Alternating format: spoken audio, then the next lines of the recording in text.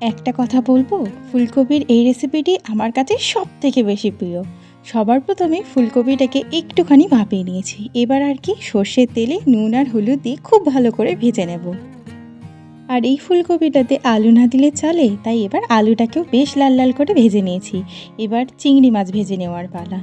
রান্নার মেন ৩টি উপকরণ ৩টেই ভাজা হয়ে গেছে। এবার পেঁয়াজ ভেজে নিচ্ছি সর্ষের তেলে। পেঁয়াজটা ওদিকে যতক্ষণ ভাজা হচ্ছে, চারমগজ, আদা, রসুন, টমেটো আর টক দই একসঙ্গে বেটে নিয়েছি। আর এটা কিন্তু আমার বাড়ির পাতা টক দই, রেসিপি তো আগেই শেয়ার করেছি।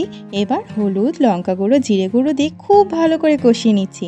আর হ্যাঁ, মটরশুঁটি না দিলে এই তরকারিটা একদম ভালো লাগে না, তাই বেশ খানিকটা মটরশুঁটি এবার সমস্ত ভাজা সবজি দিয়ে বেশ ভালো করে কষিয়ে নিয়েছি। পরিমাণ মতো জল দিয়ে এবার সিদ্ধ হওয়ার পালা। ব্যাস মাখো মাখো করে নামিয়ে নিয়েছি ফুলকপি আলু চিংড়ি, যেটা দৈনন্দিন দিনে খুব ভালো একটি রেসিপি। ভিডিওটি দেখার জন্য ধন্যবাদ।